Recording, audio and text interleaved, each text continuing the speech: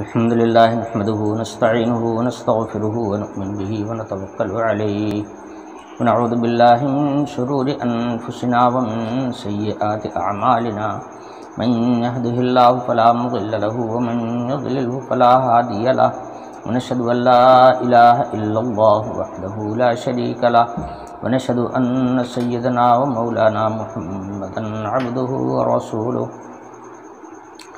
أرسله الله إلى الناس كافة بشيرا ونذيرا وداعيا إلى الله بإذنه أما بعد فأعوذ بالله من الشيطان الرجيم بسم الله الرحمن الرحيم وإذا بدلنا آية مكان آية والله أعلم بما ينزل قالوا إنما أنت مفتر بل أكثرهم لا يعلمون قل نزله روح القدس من ربك بالحق ليثبت الذين آمنوا وهدى وبشرى للمؤمنين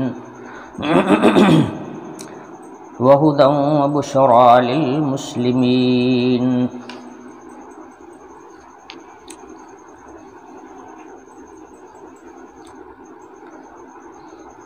پچھلی آیتوں میں قرآن پاک کی تلاوت سے پہلے اعوذ باللہ من الشیطان الرجیم پڑھنے کا حکم دیا گیا تھا، اور اس کی علت یہ بیان کی گئی تھی کہ شیطان لوگوں کے دلوں میں وسوسے ڈالتا ہے، طاعت سے رخ پھیرنے کے لیے وہ لوگوں کے دلوں میں وسوسے ڈالتا ہے. اس لیے اللہ تعالیٰ کی پناہ مانگ لی جائے تاکہ شیطان کے وساوس سے آدمی محفوظ رہے.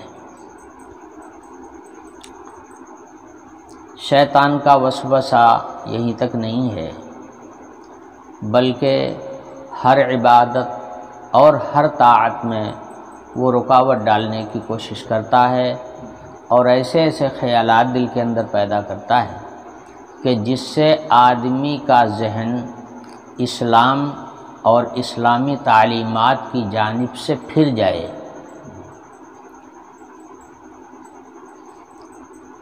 وساوس شیطانیہ میں سے ایک عمل یہ بھی ہے کہ نبی کی نبوت کے سلسلے میں، رسالت کے سلسلے میں، قرآن پاک کے کلام الہی ہونے کے سلسلے میں، اللہ تعالیٰ کے وجود کے سلسلے میں لوگوں کے دلوں میں شکوک و شبہات پیدا کر دے. ایسے واقعات اور ایسی باتیں سامنے لائی جائیں جس سے آدمی کے دل میں نبوت و رسالت کے سلسلے میں شک پیدا ہو جائے. یہی شک جب دور ہوتا ہے تو ایمان نصیب ہوتا ہے، اور جب شک آ جاتا ہے تو ایمان سلب ہو جاتا ہے. اس لیے کہ ایمان نام ہے یقین کامل کا، اور شک اور شبہ پیدا ہوا تو یقین جاتا رہا، ایمان آدمی کا چلا جاتا ہے.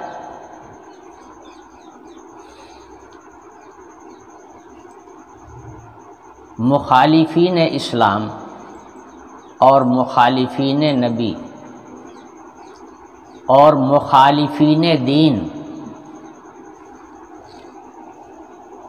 اس قسم کی حرکتیں کرتے تھے کہ خود بھی وہ ایمان سے محروم تھے، شکوک و شبہات کا شکار تھے، اور دوسرے لوگوں کے دل میں بھی اس دین کی جانب سے شکوک و شبہات پیدا کیا کرتے تھے.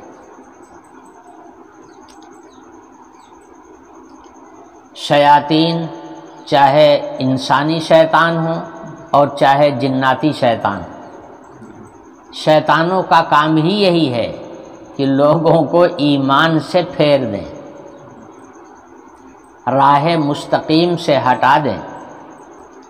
یہ انسانی شیطان بھی کرتے ہیں اور جناتی شیطان بھی یہی کام کرتے ہیں. قرآن پاک کی اس آیت میں اسی قسم کے کچھ حالات کا اشارہ کیا جا رہا ہے۔ کچھ لوگ تھے جو مسلمانوں کے دلوں میں شکوک و شبہات پیدا کرتے تھے، قرآن یہاں پر ان کا ذکر کر رہا ہے۔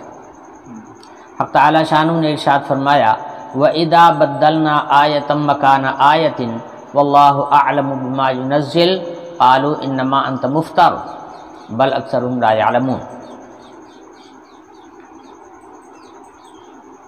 حق تعالی شانہ ارشاد فرماتے ہیں کہ جب ہم کبھی ایک حکم دیتے ہیں اور اس کے بعد اس حکم کو دوسرے حکم سے بدل دیتے ہیں تو لوگ یہ کہنا شروع کرتے ہیں کہ ایسا کیوں ہوا؟ کیا اللہ تعالیٰ کو پہلے نہیں معلوم تھا جو بعد میں حکم بدل رہے ہیں؟ اس سے وہ دلیل پکڑتے تھے کہ یہ کلام اللہ تعالیٰ کا نہیں ہے، بلکہ محمد یہ کلام خود بنا کر کے لوگوں کے سامنے پیش کر دیتے ہیں، اور جب یہ کلام اللہ کا کلام نہ ہوا، محمد کا کلام ہوا تو یہ کلام بشر ہو گیا، کلام الہی نہیں رہا بلکہ کلام بشر ہو گیا، انسان کا بنایا ہوا کلام ہو گیا۔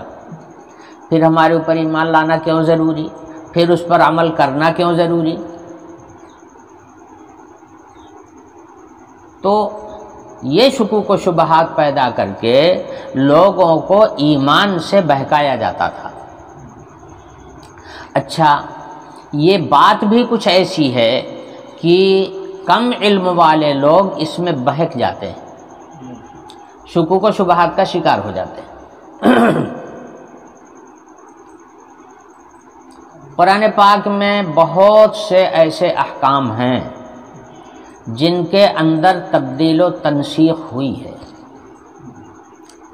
پہلے ایک حکم تھا، بعد میں وہ حکم بدل کر کے دوسرا حکم دے دیا گیا۔ ایسا کیوں کیا گیا وہ تو میں بعد میں انشاءاللہ بتاؤں گا، پہلے اس کی کچھ مثالیں سن لیجئے۔ مثال کے طور پر ایک آیت ہے جس میں ارشاد فرمایا گیا کتب علیکم اذا حضر احدکم الموت ان ترک خیرا الوصیۃ للوالدین والاقربین بالمعروف حقا علی المتقین۔ اللہ تعالیٰ کی جانب سے تمہارے اوپر فرض کر دیا گیا ہے کہ اگر تم مال چھوڑ کر دنیا سے جاؤ تو موت سے پہلے اپنے ماں باپ کے لیے اور اپنے خاص عزیزوں کے لیے اپنے مال میں وصیت کر دیا کرو، تاکہ تمہارے مرنے کے بعد تمہارے مال میں تمہارے ان عزیزوں کا بھی حصہ لگے اور تمہارے ماں باپ بھی حصہ پائیں۔ یہ حکم دیا گیا۔ اسی طرح سے یہ تو ماں باپ کے سلسلے میں اور عزیزوں کے سلسلے میں آیت ہوئی۔ اپنی بیویوں کے سلسلے میں وصیت کرنے کا حکم دیا گیا۔ والذین یتوفون منکم ویذرون ازواجا وصیۃ لازواجہم متاعا الی الحول غیر اخراج، کہ اگر تم میں سے کسی آدمی کی موت قریب ہو اور بیوی چھوڑ کے جا رہا ہو تو اپنی بیویوں کے لیے وصیت کر دیا کرو، ورنہ خاندان میں جو جبرے لوگ ہیں وہ سب لے لیں گے، بیوی کو کچھ نہیں دیں گے تمہاری۔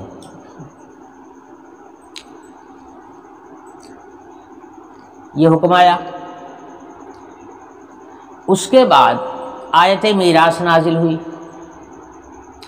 تو یہ حکم وصیت کا تھا، ماں باپ کے لیے وصیت کرو، بیوی کے لیے وصیت کرو اور اپنے جو زیادہ عزیز اور قریب ہیں ان لوگوں کے لیے بھی وصیت کر دیا کرو، ورنہ ان کو تمہاری جائیداد میں کوئی حق لوگ دیں گے نہیں۔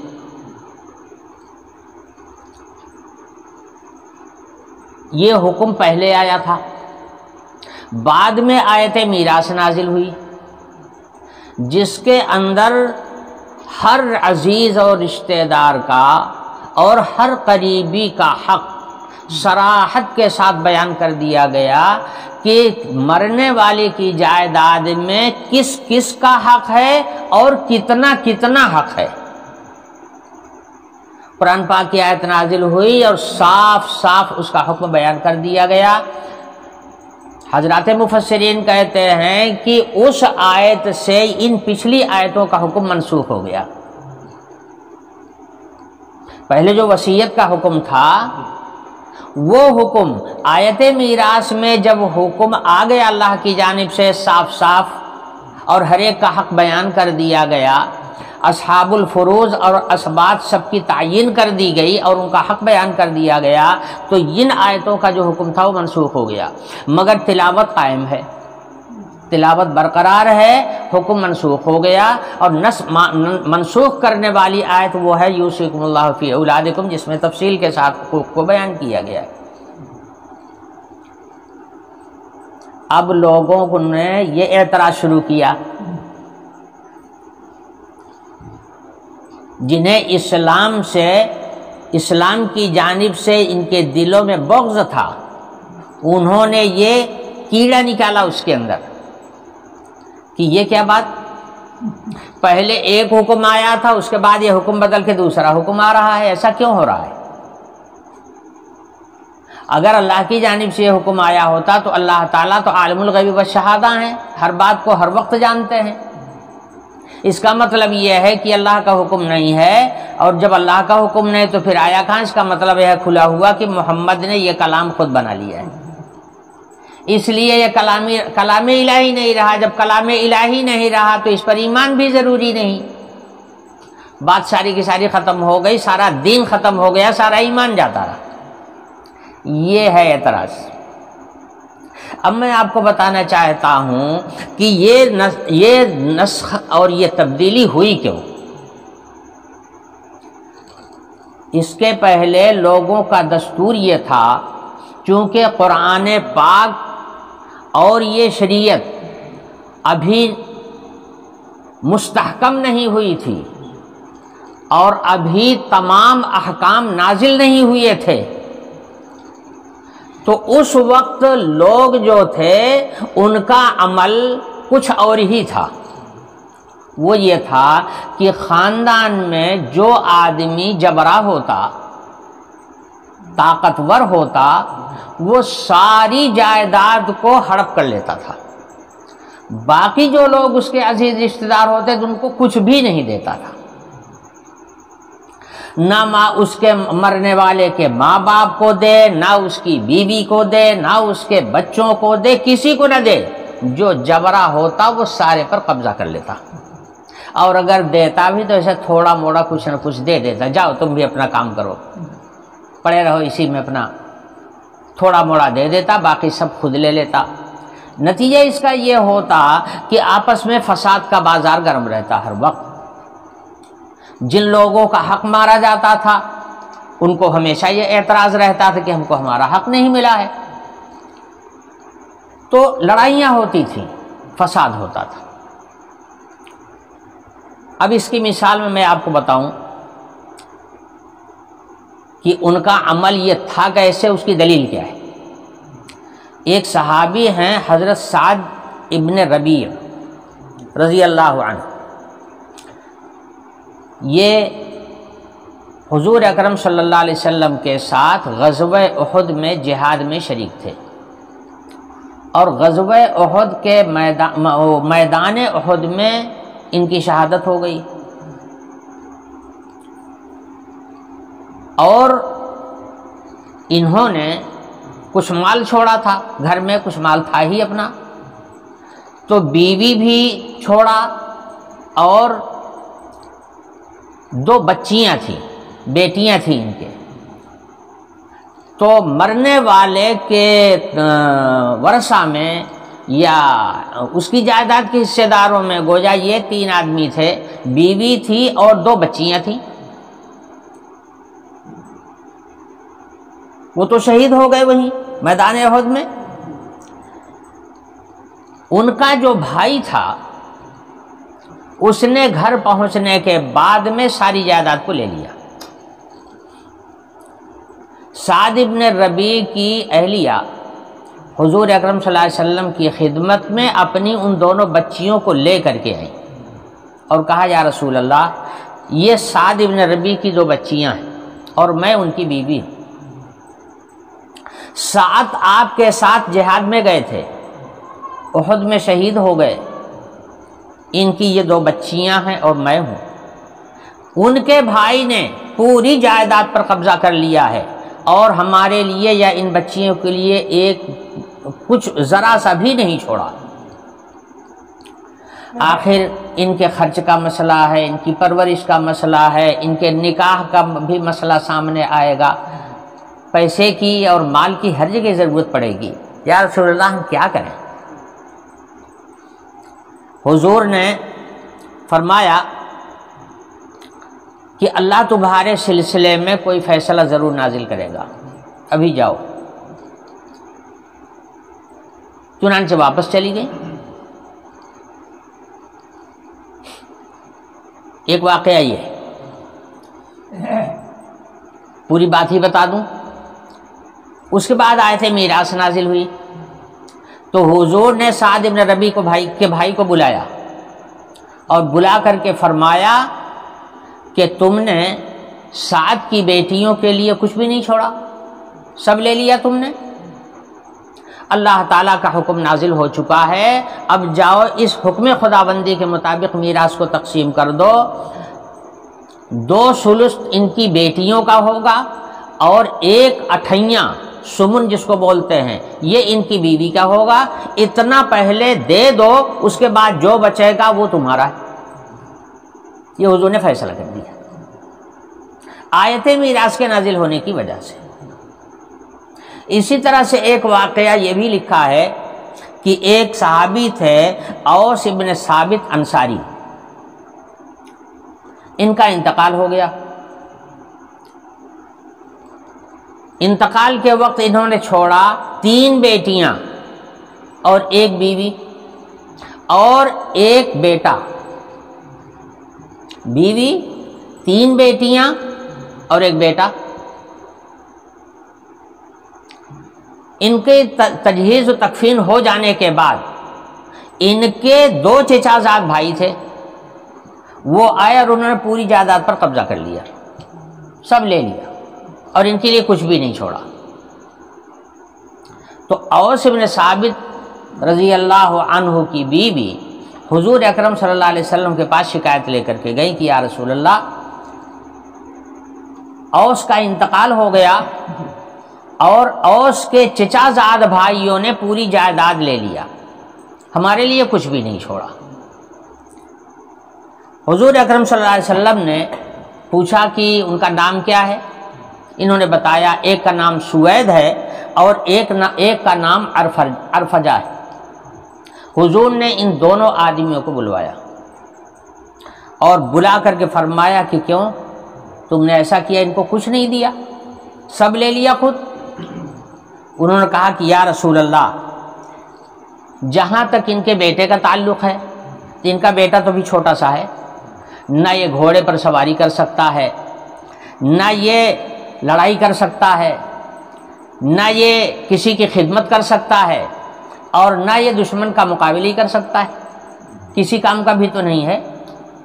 اور ہم لوگ میراث میں انہی لوگوں کو حصہ دیتے ہیں جو دشمن کا مقابلہ کرنے کی طاقت رکھتا ہو۔ نہ تو بیٹیاں اس کام کی ہیں اور نہ وہ بیٹا ہی اس کام کا، اس لیے کہ چھوٹا سا ہے، اس لیے ہم لوگ ایسے لوگوں کو جائیداد میں اور ترکے میں کوئی حصہ نہیں دیتے۔ حضور اکرم صلی اللہ علیہ وسلم نے فرمایا ٹھیک ہے، اس کے بعد آیت میراث نازل ہو گئی۔ جب آیت میراث نازل ہوئی تو حضور نے ان دونوں کو بلایا اور بلا کر کے فرمایا کہ دیکھو، قرآن پاک کے اندر میراث کو تقسیم کرنے کا پورا قانون اتار دیا گیا ہے، آیت میں نازل ہو چکا ہے، اب اس کے مطابق میراث تقسیم ہونی چاہیے۔ تو یہ لوگ گئے اور انہوں نے آیت قرآنی کے مطابق پھر اپنی میراث کو تقسیم کیا۔ ان دو واقعات کو میں اس لیے بیان کر رہا ہوں کہ اس وقت کی صورتحال یہ تھی۔ اور میں ایک بات اور بتاؤں، یہ صورتحال کوئی صرف عرب کے قریش ہی کی نہیں تھی، پوری دنیا کا یہی حال تھا۔ خاندان میں جو بڑا ہوتا تھا وہ پوری جائیداد کا مالک بن جاتا تھا، اور باقی لوگ جو ہوتے تھے، جو کمزور ہوتے تھے یا صنف نازک ہوتی تھی، ایسے لوگوں کو وہ کچھ بھی نہیں دیتے تھے، اور اگر کچھ دیتے بھی تھے کسی کی بڑی منت سماجت کرنے سے تو جو ان کی سمجھ میں آتا تھوڑا موڑا دے دیتے، باقی کچھ نہیں دیتے تھے۔ ان واقعات سے پتہ چلتا ہے کہ یہ صورتحال دنیا کی تھی۔ ہم نے خود بھی سنا ہے یہاں اپنے ہندوستان کے متعلق، رجواڑی دور میں، یعنی مسلمانوں کے یہاں برسر اقتدار ہونے سے پہلے، اسلامی حکومت قائم ہونے سے پہلے، یہاں رجواڑی دور میں یہ دستور تھا کہ خاندان میں جو بڑا ہوتا تھا وہی پوری جائیداد کا مالک ہوتا تھا۔ وہ اگر چاہے تو خود چاہے جو دے دے تھوڑا موڑا، باقی اس سے کوئی لڑ نہیں سکتا تھا، اس سے کوئی لے نہیں سکتا تھا، یعنی حقدار بن کر کے اپنا حق وصول کرنے کی کسی کو مجال نہیں تھی۔ یہ صورتحال پوری دنیا کی تھی۔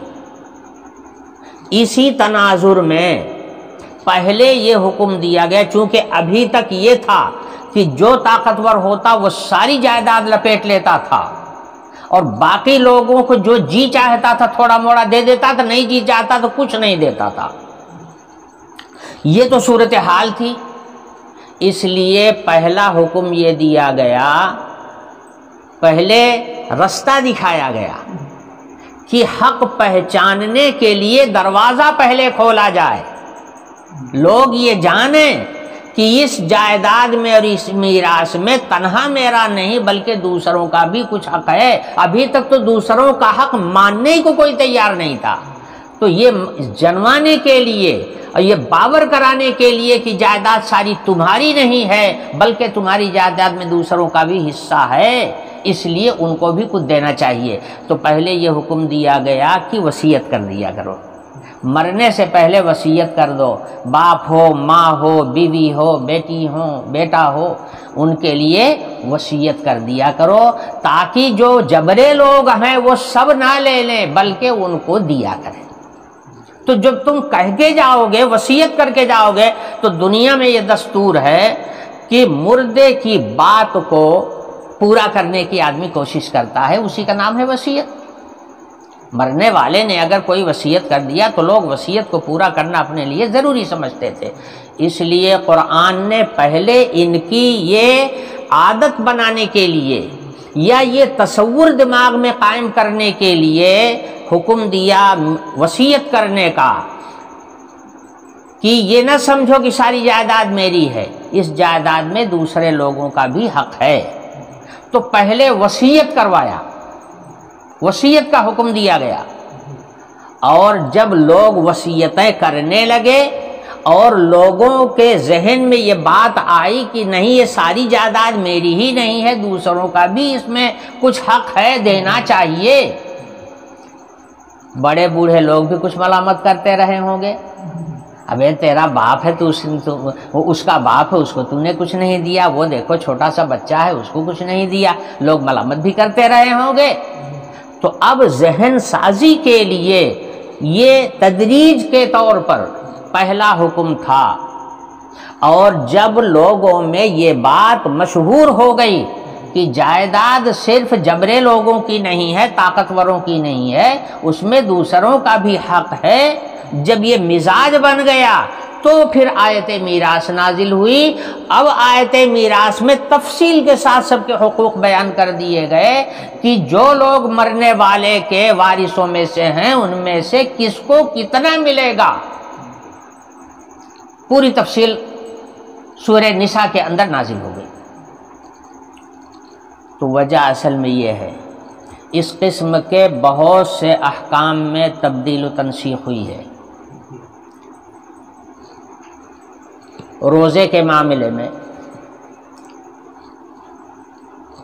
روزہ رکھنے کا سلسلہ تو حضرت نوح علیہ السلام کے زمانے سے ثابت ہے۔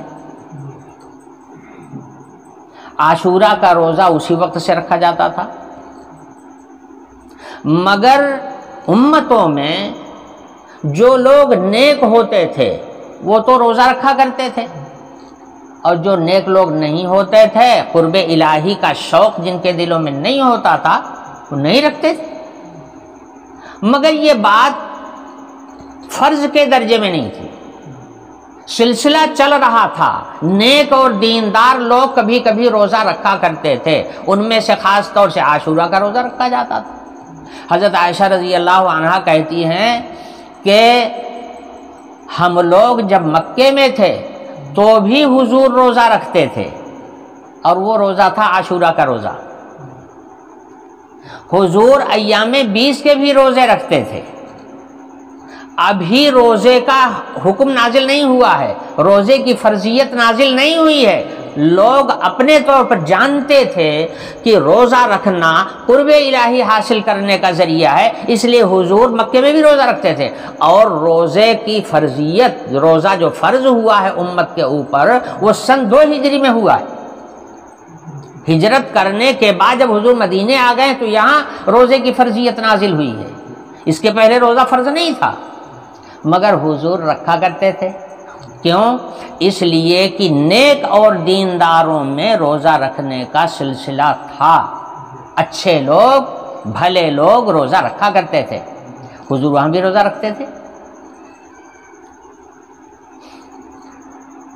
اور مفسرین نے کہا ہے کہ یا ایھا الذین آمنوا کتب علیکم الصیام جب آیت نازل ہوئی ہے تو اس میں روزے کی تحدید نہیں کی گئی تھی، یعنی مہینے بھر کا روزہ نہیں کہا گیا تھا، بلکہ یہ فرمایا گیا تھا کہ ایمان والو اب روزہ تمہارے اوپر ضروری کر دیا گیا ہے، روزہ رکھا کرو، مگر ساتھ ساتھ یہ اجازت بھی دے دی گئی تھی کہ جس کا جی چاہے، جو لوگ مالدار نہیں ہیں وہ تو روزہ رکھیں، اور جو لوگ مالدار ہیں اگر وہ روزہ نہ رکھنا چاہیں تو اپنے روزے کا فدیہ دے دیا کریں۔ وَعَلَى الَّذِينَ يُطِيقُونَهُ فِدْيَةٌ طَعَامُ مِسْكِينٍ، فدیہ دے دیا کریں ایسے لوگ ہیں۔ اب دیکھیے، روزہ رکھنے کا سلسلہ دنیا میں ہے، اسی وجہ سے حضور بھی روزہ رکھا کرتے تھے۔ جب یہ آیت نازل ہوئی یا ایھا الذین آمنوا کتب علیکم الصیام، تو یہ پہلا حکم ہے روزہ رکھنے کا، مگر اس روزہ رکھنے میں اتنی ڈھیل دی گئی تھی کہ جو لوگ مالدار ہیں اگر وہ روزہ نہ رکھنا چاہیں تو اپنے روزے کا فدیہ دے دیا کریں، اور جو مالدار نہیں ہیں وہ لوگ روزے کی پابندی کیا کریں۔ مگر مفسرین نے لکھا ہے کہ ابھی دنوں کی تعین نہیں تھی کہ کب کا روزہ ضروری ہے اور کتنے دن کا روزہ ضروری ہے۔ تو حضور اکرم صلی اللہ علیہ وسلم اپنے خیال سے یہ دیکھ کر کہ کون سا روزہ رکھنا چاہیے، وہی روزے جو پہلے بھی رکھا کرتے تھے کسی درجے میں، وہی روزے حضور نے پابندی کیا خود بھی، اور دوسرے لوگوں کو بھی پابندی کرنے کی تاکید فرمائی۔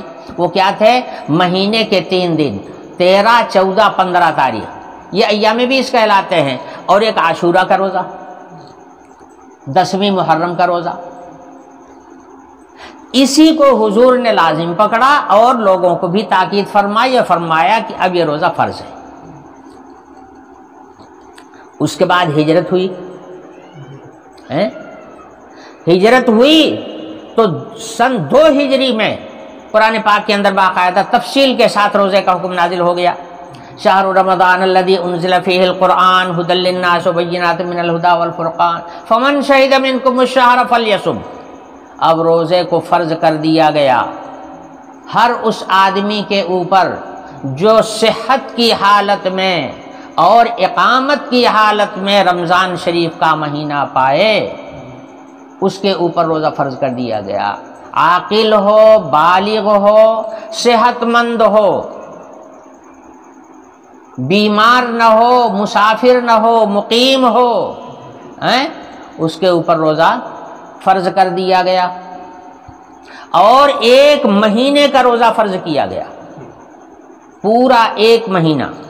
اور حضور نے اس کی تشریح فرما دیا، کوئی مہینہ قمری مہینے جو ہوتے ہیں، کوئی مہینہ 29 کا ہوتا ہے، کوئی 30 کا ہوتا ہے۔ حضور نے فرمایا کہ بھائی مہینہ 29-30 دونوں کا ہوتا ہے، 1 مہینے کا روزہ فرض ہے، 29 دن کا بھی مہینہ ہوتا ہے، 30 کا بھی ہوتا ہے، اس لیے اگر کسی مہینے میں 29 دن ملے ہیں اس کا بھی مہینہ پورا ہو گیا۔ اب دیکھیے تدریج، پہلے روزہ رکھنے کا دستور ہی نہیں تھا۔ جب پہلا حکم روزے کا نازل ہوا تو دن متعین نہیں کیے گئے، تاریخ متعین نہیں کی گئی، مہینہ متعین نہیں کیا گیا، مطلقاً روزے کا حکم دے دیا گیا۔ کیوں؟ روزہ رکھنا کوئی آسان کام نہیں ہے۔ روزہ مہینے بدلتے رہتے ہیں، اور مہینوں کے حساب سے کبھی گرمی، کبھی سردی، کبھی سختی، کبھی آسانی، یہ سب حالات سامنے آتے ہیں۔ اس لیے روزہ رکھنا آسان کام نہیں ہے، ورنہ ساری دنیا روزہ نہ رکھتی۔ ہمیشہ ہر دور میں بڑے دیندار لوگ جو ہوتے تھے وہی روزہ رکھتے تھے، عام پبلک کے لوگ روزہ نہیں رکھتے تھے۔ اس لیے روزہ رکھنے کا عمل جو تھا وہ دشوار گزار تھا، 1 مہینے کا روزہ فرض ہونے والا تھا۔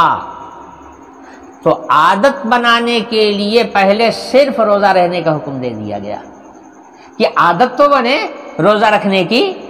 اچانک 1 مہینے کا روزہ فرض کر دیا، جو 1 روزہ بھی نہیں رہتا ہے، اگر 1 مہینے کا روزہ اس کے اوپر فرض کر دیا جائے گا تو کیسے رہے گا وہ؟ ایک صحابی تھے،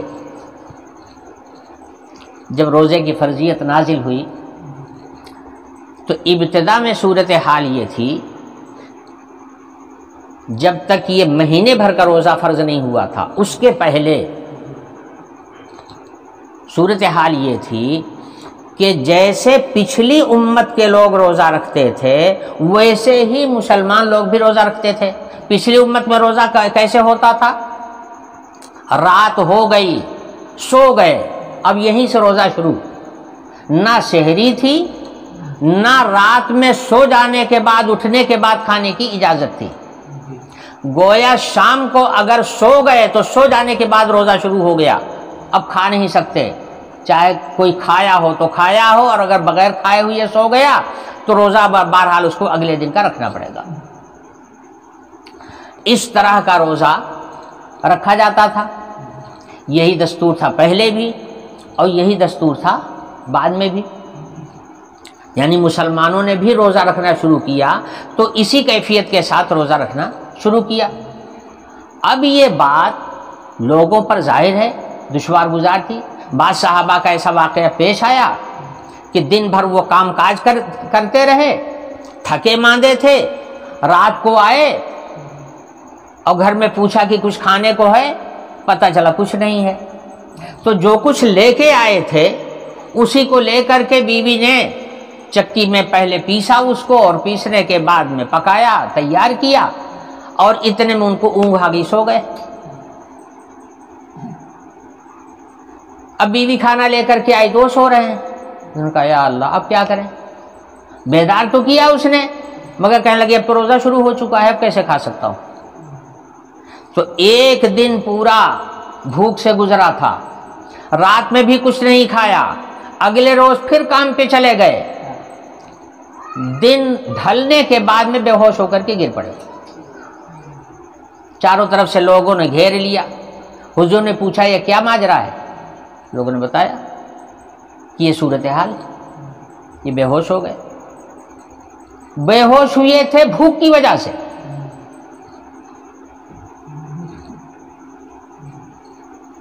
تو اس واقعے سے یہ پتہ چلتا ہے کہ وہ روزہ جو شروع ہوا تھا وہ اس طرح سے شروع ہوا جیسے پہلے لوگ روزہ رکھتے تھے کہ رات سے ہی روزہ شروع ہو جاتا تو اس میں سحری نہیں تھی. اسی لیے حضور نے فرمایا کہ تسحروا فإن فی السحور برکہ، سحری کھایا کرو اس لیے کہ سحری میں برکت ہے. باقاعدہ باضابطہ طور پر روزے کے تمام اصول اور ضوابط اور اس کے تمام لوازمات کے ساتھ روزے کی فرضیت نازل ہوئی، تفصیل کے ساتھ قرآن میں اس کا حکم آ گیا. تو میں عرض کرنا چاہ رہا تھا کہ پہلے شروع میں روزہ رکھوانے کی عادت بنانے کے لیے روزہ رکھنے کا حکم دے دیا گیا، اس کے حدود اور قیود کی تعیین نہیں کی گئی تاکہ کم سے کم روزہ رکھنے کی عادت بنے. اور جب لوگوں میں عادت ہو گئی روزہ رکھنے کی تو اب 1 مہینے کا روزہ فرض کیا گیا اور اس کی حدود و قیود بھی باقاعدہ طور پر نازل ہو گئی. یہ مصلحت ہوتی ہے.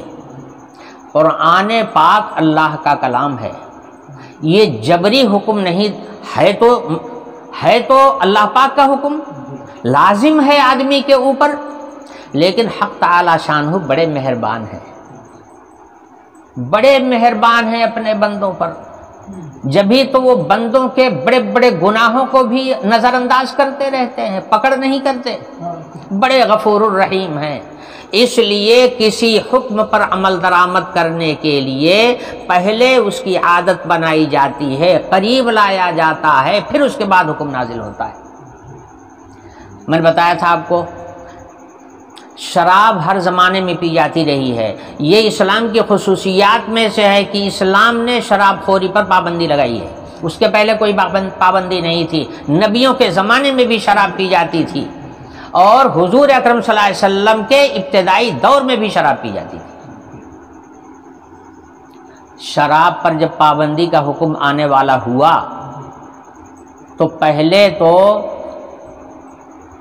حکم دیا گیا کہ دیکھو شراب جو ہے کوئی اچھی چیز نہیں ہے، اس میں کچھ فائدہ بھی ہے اور کچھ نقصان بھی ہے، مگر فائدے سے زیادہ نقصان ہے. پہلے اس کی ایک گویا قباحت لوگوں کے ذہنوں کے سامنے لائی گئی. تو کچھ لوگ فطری طور پر جنہیں خرابیوں سے اور برائیوں سے نفرت تھی جن کے دلوں میں، انہوں نے تو ابھی سے شراب چھوڑ دیا تھا. بعض صحابہ ایسے ہیں جنہوں نے زمانے جاہلیت میں بھی کبھی شراب کو منہ نہیں لگایا، کہتے تھے کہ یہ عقل خراب ہو جاتی ہے، اس سے شراب پینے والی چیز نہیں ہے. اسی لیے حضور اکرم صلی اللہ علیہ وسلم سے لوگوں نے سوال بھی کیا تھا کہ یا رسول اللہ شراب کے سلسلے میں آپ کیا فرماتے ہیں؟ سمجھے؟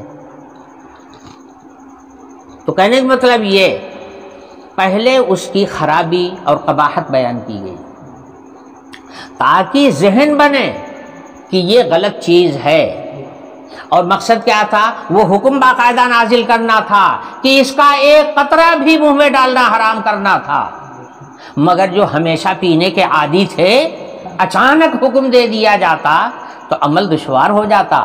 لوگ بہت نافرمانیاں کرتے عادت کی وجہ سے، اور نافرمانی کے ساتھ ساتھ بیمار بھی ہو سکتے تھے. جب کسی چیز کی عادت پڑی ہوئی ہوتی ہے اور آدمی کو نہ ملے تو پھر آدمی کی طبیعت خراب ہو جاتی. جیسے میں نے بتایا تھا حضرت گنگوہی رحمۃ اللہ علیہ کا واقعہ کہ اپنے مرید کو حضرت نے کہہ دیا کہ افیم آدھی کھایا کرو پوری نہیں منع کیا، حالانکہ پوری ناجائز ہے. حضرت نے فرمایا آدھی کھایا کرو. اس نے کہا جب آدھی کھانا ہے، آدھی کے بعد آدھی کھانا ہے، تو ابھی کسی کھانے کو نہ چھوڑ دیں، اور اسی بنیاد پر وہ بیمار ہو گیا.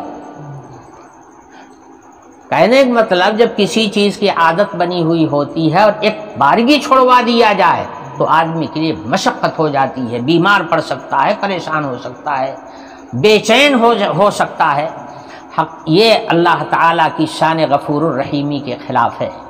اس لیے حق تعالیٰ شان ہو جب کوئی ایسا حکم دیتے ہیں جس پر عمل دشوار ہو تو تدریجی طور پر پہلے ذہن سازی کی جاتی ہے، اس کی قباحت و مذمت بیان کی جاتی ہے، اور اس کے بعد جب عادت بن جاتی ہے کسی درجے میں تو پھر باضابطہ حکم نازل ہو جاتا ہے۔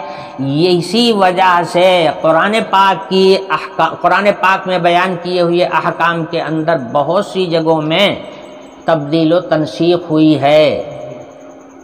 جیسے میں نے بتایا کہ اب کتب علیکم اذا حضر احدکم الموت والی آیت پر عمل نہیں ہے۔ اسی طرح سے والذین یتوفون منکم ازواجا وصیۃ لازواجہم پر اب عمل نہیں ہے۔ آیت تلاوت کی جاتی ہے، آیت موجود ہے قرآن کے اندر، اس لیے موجود ہے کہ یہ بتائے کہ پہلے کیا پوزیشن تھی، پہلے کی پوزیشن ظاہر ہوتی رہے، اس لیے آیت موجود ہے اب قرآن کے اندر اور اس کی تلاوت ہوتی رہتی ہے۔ اس کی تلاوت پر وہی ثواب ملے گا جو قرآن کی ہر آیت پر ثواب ملتا ہے، سمجھے؟ مگر حکم دوسری آیت کا چلے گا جو اس کے بعد نازل ہوئی، اور وہ ہے آیت میراث۔ سمجھے بات؟ کسی بھی اعلیٰ افسر کی جانب سے جب کوئی حکم نازل ہوتا ہے اور واقعتاً وہ عاقل اور دانش مند ہو انسانوں میں بھی، تو وہ مشکل احکام کو پہلے آسان بناتا ہے، بعد میں پھر مشکل حکم دیتا ہے۔ قرآن پاک احکم الحاکمین کا کلام ہے، ان سے بڑا حکیم، ان سے بڑا طبیب کوئی نہیں ہے۔ حکمت کے نسخے میں ایک بات بتاؤں آپ کو، قرآن پاک کیا ہے؟ لوگوں کی اصلاح کا نسخہ ہے۔ قرآن پاک کیا ہے؟ لوگوں کی اصلاح کا نسخہ ہے، یعنی جو بگاڑ ہے اس بگاڑ کو دور کر کے صلاح پیدا کرنا ہے، یہ کام ہے قرآن پاک کا۔ تو اس کی مثال ایسی ہی ہے جیسے ڈاکٹر اور حکیم کسی کا علاج کرتے ہیں، تو جب بیماری تیز ہوتی ہے تو تیز دوا تجویز کرتے ہیں، اور اس کے بعد جب بیماری ہلکی ہو جاتی ہے تو پچھلی دوا کو بدل کر کے ہلکی دوا تجویز کر دیتے ہیں، اور پھر ہلکی دوا کچھ دن تک استعمال کرانے کے بعد پھر اس کو ترک کرا دیتے ہیں۔ حکیموں کے یہاں ایک طریقہ علاج ہے، وہ یہ ہے کہ اگر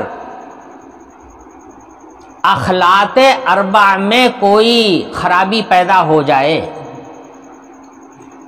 مثلا کسی خلط کی کثرت ہو جائے خون کے اندر، تو اطباء لوگ پہلے اس کو منزج کا نسخہ پلاتے ہیں، 7 دن منزج پلایا جاتا ہے، 8ویں دن مسحل کا نسخہ دیتے ہیں کہ جو پکا ہوا مادہ ہے وہ پاخانے کے راستے سے اور پیشاب کے راستے سے نکل جائے۔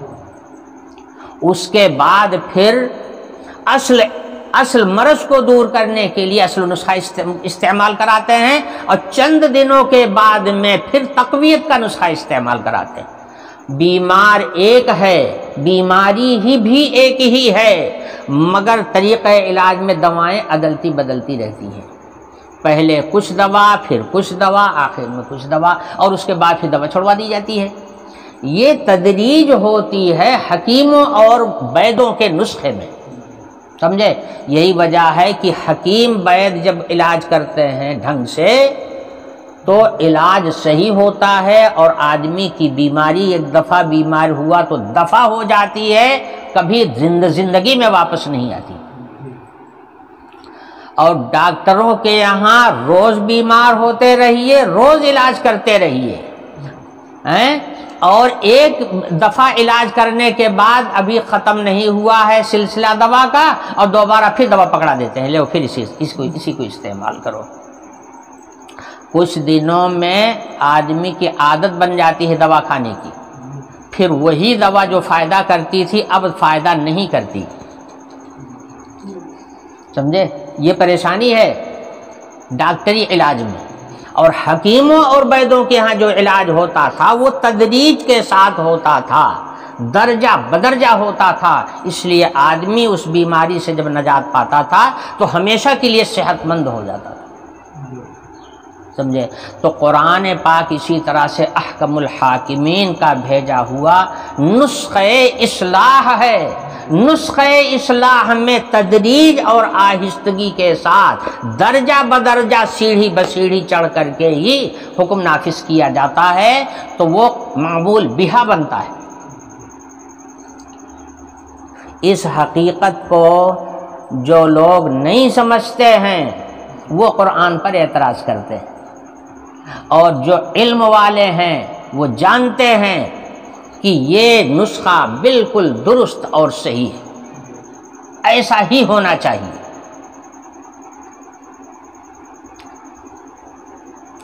حضور اکرم صلی اللہ علیہ وسلم کے چلے جانے کے بعد حضرت عبداللہ ابن عباس کا زمانہ تھا۔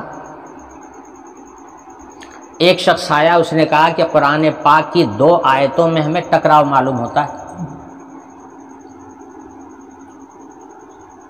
اس نے کہا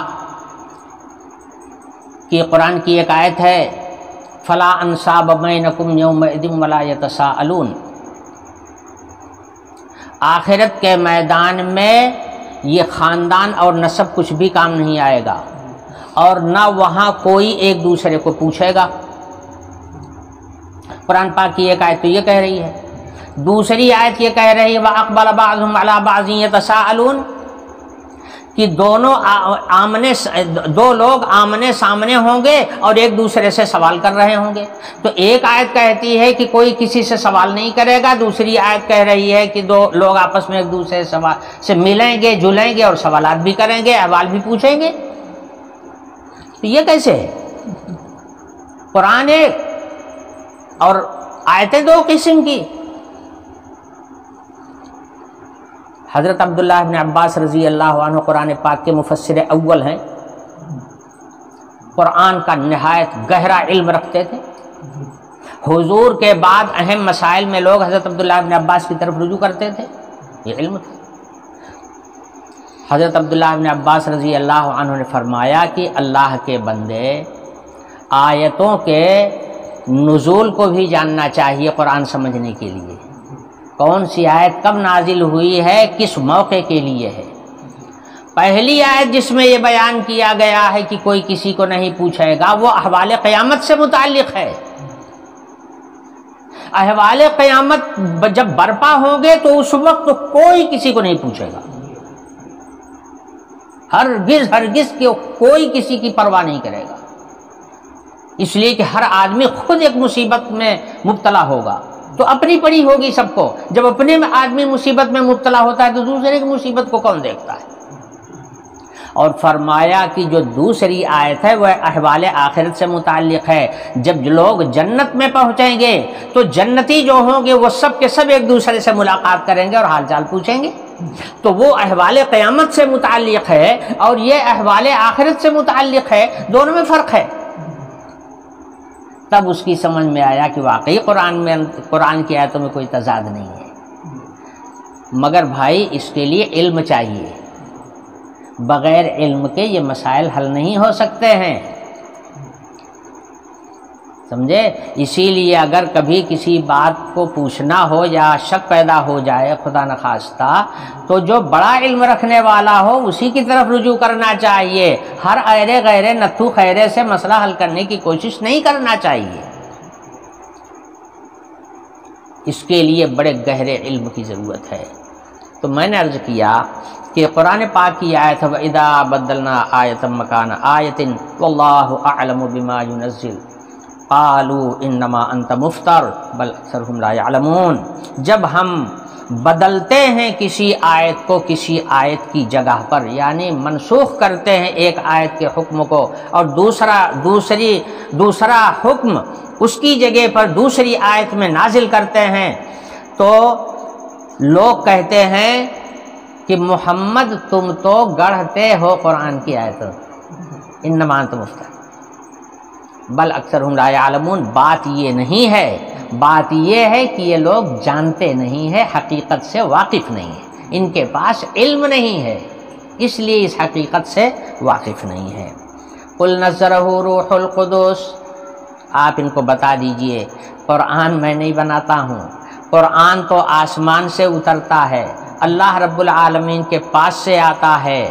روح القدس یہ لقب ہے حضرت جبریل علیہ السلام کا، یہ تو حضرت جبریل علیہ السلام لے کر کے آتے ہیں جو ہر قسم کی مادیت سے اور آلائشوں سے اور نفسانیت سے پاک ہیں۔ انسان مادے سے بنا ہے اور فرشتے مادے سے نہیں بنے، وہ نور کی مخلوق ہے، وہ نہ اپنی جانب سے کچھ گڑھنا جانتے ہیں، نہ بنانا جانتے ہیں، اور نہ حکم الہی کی نافرمانی کرنا جانتے ہیں۔ جتنا حکم پروردگار عالم کا ملتا ہے اتنے ہی پر وہ قائم رہتے ہیں، وہ ایسی مخلوق ہے۔ تو روح القدس کے ذریعے سے یہ آیتیں میرے اوپر آئی ہیں، آپ ان لوگوں کو بتا دیجئے۔ اور یہ رب العالمین کے پاس سے آتا ہے، کیوں آتا ہے؟ لِيُثَبِّتَ الَّذِينَ آمَنُوا، تاکہ ایمان والوں کا قدم ایمان پر جم جائے۔ اور یہ قرآن رہنما ہے بھلائیوں کا، سچی راہ دکھانے والا ہے، سیدھی راہ دکھانے والا ہے، وہ راہ دکھانے والا ہے جس راہ پر چل کر آدمی کو رضائے الہی حاصل ہوگی اور اللہ کا قرب نصیب ہوگا، جنت الفردوس ملے گی۔ رحمت ہے، عالم کے لیے رحمت ہے، اس کے بتائے ہوئے اصولوں اور قوانین پر عمل ہوتا رہے گا، دنیا کے اندر بھی امن اور شانتی قائم رہے گی، فساد ختم ہوگا، فتنے جاتے رہیں گے، آپس کے اختلافات کافور ہو جائیں گے۔ رحمت ہے لوگوں کے لیے، بشرا للمسلمین، اور اطاعت کرنے والے اور فرما برداری کرنے والوں کے لیے بشارت ہے۔ یہ ہے قرآن پاک۔ اور جو تم اعتراضات کرتے ہو، اشکالات تمہیں پیش آتے ہیں، یہ سب شیطانی وسوسہ ہے جو تمہارے دلوں کے اندر پیدا ہوتا ہے۔ اللہ تعالیٰ ان وسوسوں سے ہم سب کی حفاظت فرمائے۔ وآخر دعوانا الحمدللہ رب العالمین۔